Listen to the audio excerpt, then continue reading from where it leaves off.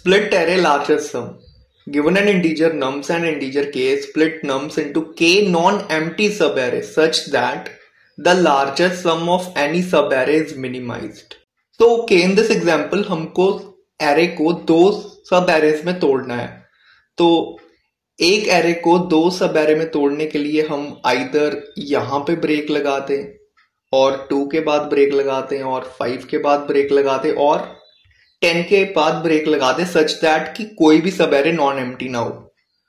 तो क्वेश्चन अब क्या कह रहा है कि हमें इनका सम कैलकुलेट करना है.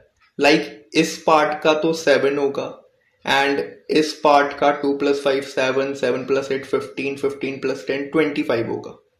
सो सच दैट यहाँ पे सारी सब एरेज के इतने इतने सम आ गए. Now we have to take the maximum sum. जितनी भी सब एरेज है उनमें से मैक्सिमम सम. सो लाइक यहाँ पे 25 सबसे मैक्सिमम है, यहाँ पे 23 सबसे मैक्सिमम है. एंड नाउ इनमें से जो हमने सबसे मैक्सिमम ले लिए हैं उनका हमने सबसे मिनिमम लेना है. सो यहाँ पे सबसे मिनिमम हमारा आ रहा है 18. सो 18 हमारा आंसर हो जाएगा. तो अगर हम यहाँ पे देखें आउटपुट में, सो आउटपुट में हमारा आंसर 18 ही है.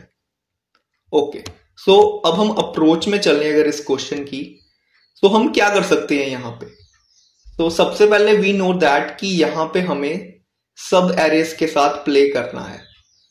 ओके, सब एरेस के साथ अगर हमने प्ले करना है तो सब एरेस जब भी हमें दिखें, सो हमें पता है कि ये सब एरेस को अगर हमें प्ले करना हो तो हमें रिकर्जन लगानी पड़ेगी. वाई रिकर्जन क्यों लगानी पड़ेगी? क्योंकि एट एवरी इंटरवल अगर सब एरेज हमें दिए हों और हमें एक एरे से सब एरे बनाना हो, तो एक एरे से अगर हमें सब एरे बनाना हो तो उसमें एट एवरी इंटरवल हम दो चीजें चेक करते हैं. या तो हम आइदर ब्रेक कर दे, हम जो सब एरे है उसे ब्रेक करके हमारी दूसरी सब एरे स्टार्ट कर दे उस एरे से, आइदर हम कंटिन्यू रखें हम अपनी जो एक सब एरे चल रही है उसे कंटिन्यू रखें. फॉर एग्जाम्पल अगर हमें यहाँ पे ये इनपुट में ये वाला एरे दिया है, सो आइदर अगर हम 7 पे हैं, 7 पे हमारे पास 2 चॉइसेस हैं. या तो हम इसको ब्रेक कर दें, मतलब हम यहाँ पे इसको काट दें तो हमारा एक 7 सब एरे का पार्ट बन गया. आइदर हम कंटिन्यू करें, तो अगर हमने कंटिन्यू किया तो 7 to 5 हम यहाँ 5 तक पहुंच गए. तो 5 पे भी हमारे पास दो ऑप्शन हो गए, आइदर हम ब्रेक कर दें. अगर हमने ब्रेक कर दिया तो हमारे पास एक सब एरे बन जाएगी 7 to 5 की. और अगर हमने कंटिन्यू किया तो ये आगे आगे जाके 10 पे ये सिमिलरली दो क्वेश्चंस पूछेगा कि क्या हम यहाँ पे ब्रेक करें या कंटिन्यू करें. सो अगर आप देखो तो यहाँ पे क्या हो रहा है, यहाँ पे सब एरेज का फॉर्मेशन हो रहा है. अगर यहाँ पे हम देखें एट दिस इंटरवल हमारे पास दो सब एरेज बन गई, एक 7 से लेके 10 तक एंड एक सब एरे बनी जिसमें सिर्फ एक ही एलिमेंट है 8. तो यहाँ पे हमारी इंट्यूशन तो कह रही है कि हम रिकर्जन लगा दें, बट रिकर्जन से हमारा कभी भी सोल्यूशन चलता नहीं है. सो लेटर हम देखते हैं क्या होता है. सबसे पहले हम अपना रिकर्सिव सोल्यूशन तो अप्लाई करते हैं. तो हमने यहाँ पे अपना रिकर्सिव सोल्यूशन लिख दिया है. यहाँ पे अगर हम देखें हमने एक फंक्शन बनाया है recursive function, and in that हमारे पास दो ऑप्शंस है जैसे रिकर्जन में होते हैं. आइदर हम सब एरे को कट कर दें और हम सब एरे को कंटिन्यू करें. अगर हम सब एरे को कंटिन्यू कर रहे हैं तो हमें हमारा जो एल सम है जिसमें हमारा सब एरे का सम स्टोर है उसमें हमें नम्स ऑफ आई को प्लस करना पड़ेगा, बिकॉज हम सब एरे को कंटिन्यू कर रहे हैं. एंड अगर हम कट कर रहे हैं तो इन दैट केस जो हमारा करंट सब एरे का सम है वो 0 बन जाएगा. एंड उसके बाद और इसको हम स्टोर कर रहे हैं एल सम में. एल सम हमने एक वेरिएबल लिया है जो हमारा करंट सब एरे का क्या सम चल रहा है वो डिनोट करता है. जी सम है हमारा ग्लोबल सम. जो हम अगर स्टेप 2 में देखें, स्टेप 2 में हम निकाल रहे हैं कि सबसे मैक्सिमम सम कौन सा आ रहा है हमारा, तो वो हमारा जी सम में स्टोर करता है. तो अगर हम देखें यहाँ पे जब हम कट कर रहे हैं, सो कट के टाइम में हम जी सम में मैक्सिमम स्टोर कर रहे हैं या तो जी सम का या तो फिर L sum plus nums of I.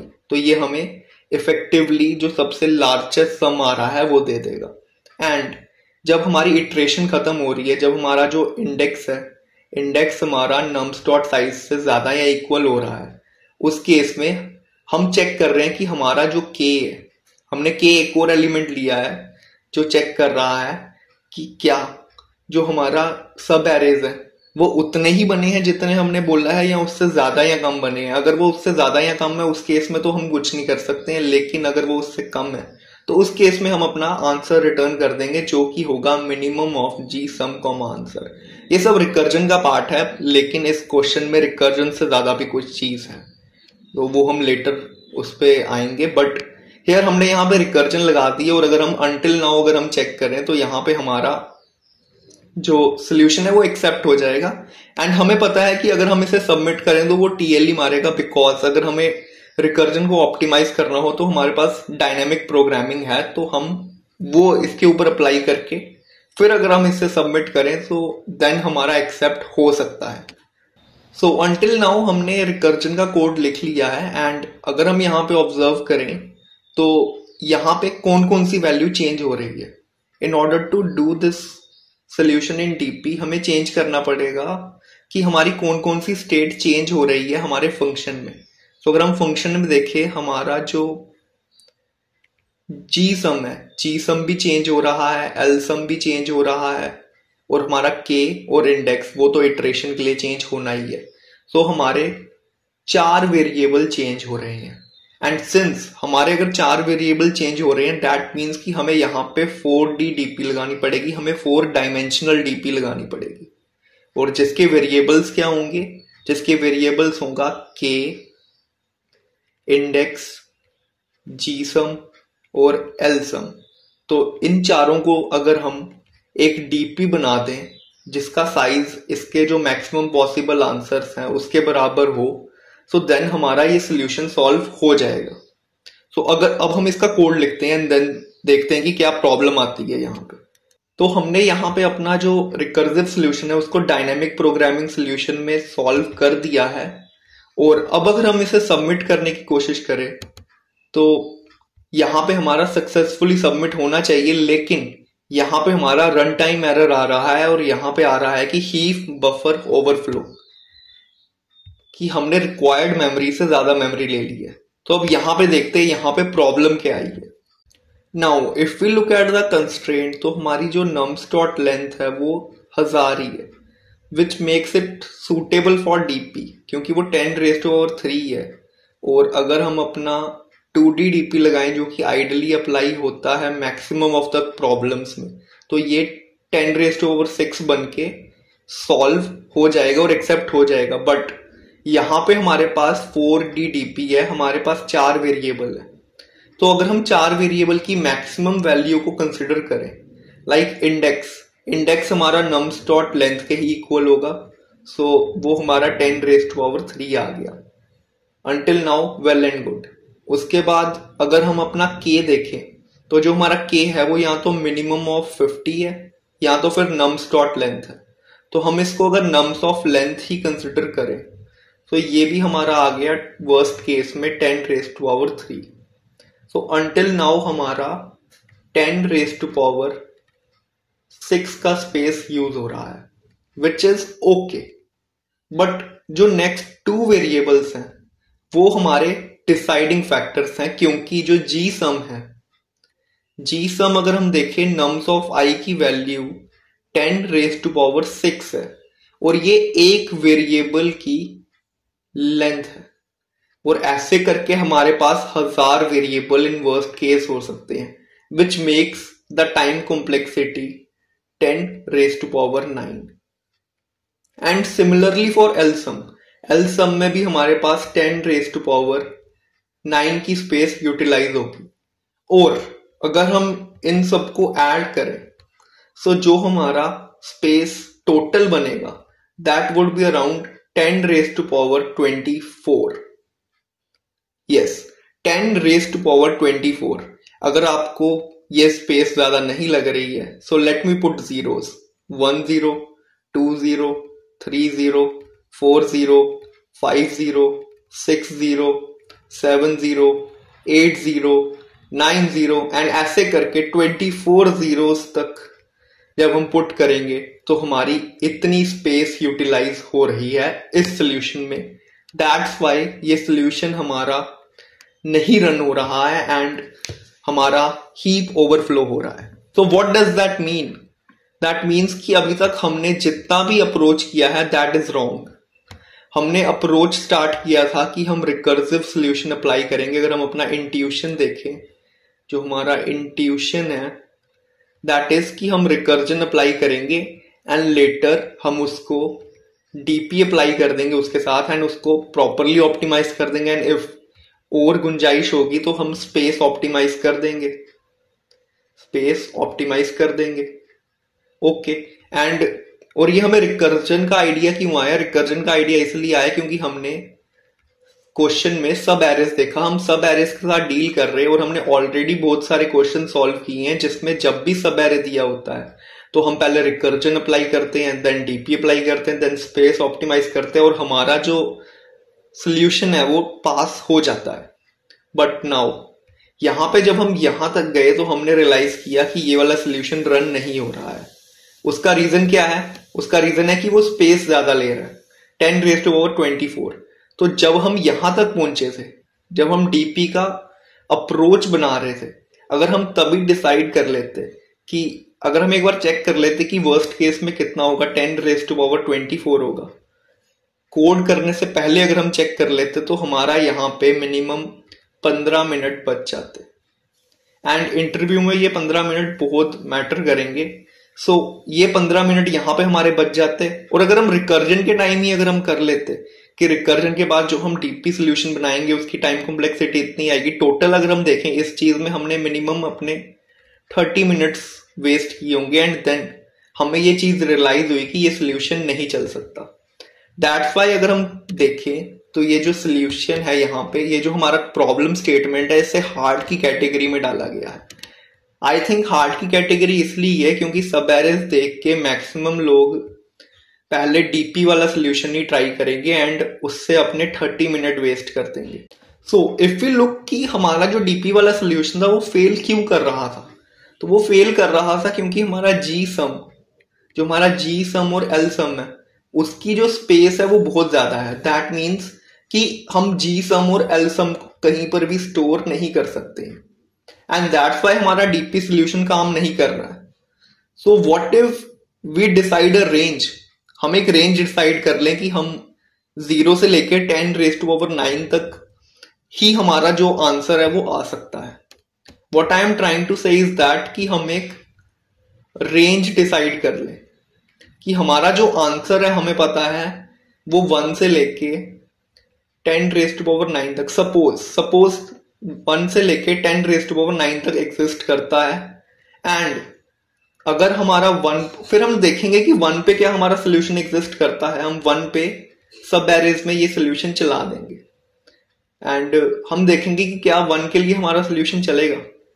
And what do you mean कि 1 का मतलब क्या है? यहाँ पे 1 का मतलब है कि हमारा जो सम है, एक सब एरे का सम 1 से कम ही हो सकता है, ज्यादा नहीं हो सकता है। तो अगर हम यहाँ पे देखें हमारा जो टेस्ट केस है, यहाँ पे तो 1 नहीं चलेगा, लेकिन अगर जो हमारा आंसर आ रहा है 18, अगर हम 18 वाला टेस्ट केस कंसिडर करें कि अगर हम मान लें कि हमारा जो हम 18 के लिए अपना आंसर सर्च मार रहे हैं, तो अगर हम पहले एलिमेंट के लिए गए, यहाँ पे 7 आया, ओके, तो हम आगे बढ़ गए, आगे 2 आया, 7 + 2 हमारे पास 9 हो गया, ओके, अभी भी वो 18 से कम है तो हम आगे गए, आगे आ गया 9 + 5 14, अभी भी स्टिल 18 से कम है तो हम और आगे गए।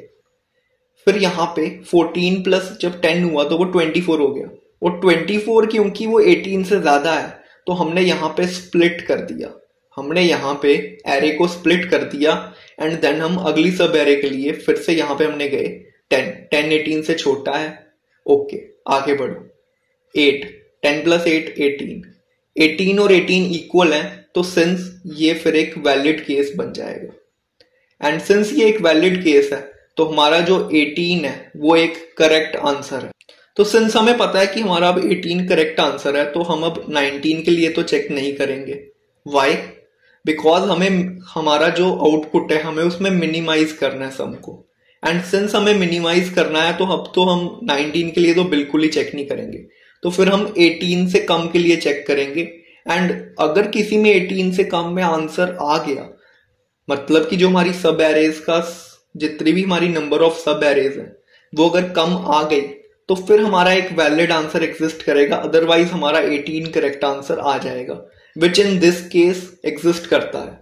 अगर हम एक और केस कंसिडर करें, मान लो कि हमें पता है कि हमारा 18 करेक्ट आंसर है, बट मान लो हमारा 18 करेक्ट आंसर है, लेकिन अगर हम 24 के लिए चेक कर रहे हैं, तो 24 के लिए क्या होगा, पहले ये 7 के लिए गया, फिर 2 के लिए गया, 2 पे यहाँ पे सम 9 हो गया, फिर हम 5 के लिए गए, 5 के लिए सम 14 हो गया, स्टिल हम आगे जा सकते हैं, फिर 10 के लिए गया, 10 के लिए 24 हो गया, एंड 24 सिंस इक्वल है तो यहाँ पे हमने कट मार दिया, एंड कट के बाद जब यहाँ पे गए तो यहाँ पे 8 है, एंड 8 भी 24 से छोटा है, तो ये भी एक वैलिड केस आ गया। एंड सिंस ये वैलिड केस आ गया, सो अब हम 24 से नीचे के लिए चेक करेंगे, 24 से ऊपर के लिए चेक नहीं करेंगे। तो 24 से नीचे के लिए चेक करके फिर हमारा 18 करेक्ट आंसर आ जाएगा। सो हम यहाँ पे कर क्या रहे हैं, इफ वी क्लोजली ऑब्जर्व, तो हम यहाँ पे क्या कर रहे हैं, हमने एक रेंज डिसाइड कर ली है, एंड हम उसी रेंज में हमें पता है अपना आंसर एग्जिस्ट करता है। एंड सिंस अगर हम किसी नंबर पे हैं और उस नंबर से हमें पता है कि हमें या तो उसके छोटे में जाना है या तो हमने उससे बड़े में जाना है, तो हम यहाँ पे इस रेंज में बाइनरी सर्च अप्लाई कर सकते हैं, एंड बाइनरी सर्च अप्लाई करके हम अपने करेक्ट आंसर तक पहुंच सकते हैं। And this is the most optimised approach जिसके थ्रू हमारा क्वेश्चन सॉल्व होगा। So here is the binary search solution, जिसमें हमने बाइनरी सर्च स्पेस बनाई है, एंड ये सोल्यूशन सिर्फ 32 लाइंस का है, एंड अगर हम इसको सबमिट करें सो ये एक्सेप्ट हो जाता है। तो यहाँ पे हमने क्या किया, यहाँ पे हमने एक लेफ्ट और राइट रख दी है, जिसपे राइट हमारा रेंज का अपर बाउंड है जिसको हमने इंट मैक्स की इक्वल किया है, और जो लो है वो हमारा लोअर बाउंड है। फिर हमने बाइनरी सर्च अप्लाई की है, बाइनरी सर्च से हमने एक मिडिल वैल्यू निकाल ली है, एंड उस मिडिल वैल्यू के लिए हम चेक कर रहे हैं कि कितनी सब एरेज बन रही हैं। तो जैसे ही वो सब एरे अगर हमारी बाय चांस हमारे जो के हमारा है कि हमें रिक्वायर्ड नंबर ऑफ सब एरेज कितनी बनानी है, अगर उससे छोटी आ रही है या तो इक्वल आ रही है, तो उस केस में हमारा answer minimum of answer comma M हो जाएगा, वही 24 और 18 वाला केस। एंड हमारा जो राइट है, राइट हमारा इस साइड आ जाएगा, क्योंकि हमने छोटे के लिए चेक करना है, तो हमारी लेफ्ट वाली साइड को वो ट्रैवर्स करेगा। एंड एल्स अगर बाय चांस हमारा जो हमारी नंबर ऑफ सब एरेज ज्यादा आ रही है, दैट मीन्स कि हमें अपने आंसर की वैल्यू बढ़ानी पड़ेगी। तो यहाँ पे हमने लेफ्ट वाले को m+1 कर दिया, जिससे हमारे राइट हाफ को वो ट्रैवर्स करे। सो इफ वी सी कि जो बाइनरी सर्च वाला सोल्यूशन अगर हमें सोचना हो स्टार्टिंग से इंट्यूशनली, सो वो तो नेक्स्ट टू इम्पॉसिबल है। उसके लिए हमें पहले रिकर्जन वाला सोल्यूशन एंड देन डीपी लगा के, जब हमें डीपी में गए और वहां पे हमने जब देखा कि वहां पे वो हीप की ओवरफ्लो हो रहा है, देन हम कुछ और सोल्यूशन सोचते हैं, then we can think of binary search. अगर हमने ये क्वेश्चन कभी नहीं किया एंड देन इंटरव्यू में ये क्वेश्चन आ गया, देन तो बाइनरी सर्च को सोचना तो it's just way too complicated, and that's why ये क्वेश्चन जो लीड कोड है उसमें हार्ड मार्क्ड है। इस क्वेश्चन को अगर सॉल्व करना हो तो we need 1 hour, minimum 1 hour चाहिए इस क्वेश्चन को सॉल्व करने के लिए। एंड ये जो बाइनरी सर्च वाली अप्रोच है यहाँ तक पहुंचने के लिए, जैसे ही हम बाइनरी सर्च वाली अप्रोच तक पहुंच गए, उसके बाद तो question is just too simple. उसके बाद तो बहुत आसान हो जाता है, क्योंकि हमें पता है बाइनरी सर्च में हमारा एक लो होगा और एक हाई होगा, और उसी के बीच में हमारा आंसर एग्जिस्ट करेगा, और इसके थ्रू हम अपना इजीली क्वेश्चन निकाल सकते हैं। जैसे अगर हम देखें ये जो रेंज बेस्ड क्वेश्चन होते हैं, ये इसका अगर हम एग्जांपल देखें तो कोको ईटिंग बनाना जो था वो भी इसी कंसेप्ट के ऊपर बेस्ड था, जिसमें हम अपना आंसर को ट्रैवर्स करने के लिए एक रेंज निकालते हैं और उस रेंज को हम ट्रैवर्स करते हैं, क्योंकि हमारा जो इंट्यूशनल अप्रोच होती है वो हमें टीएलई दे रही होती है।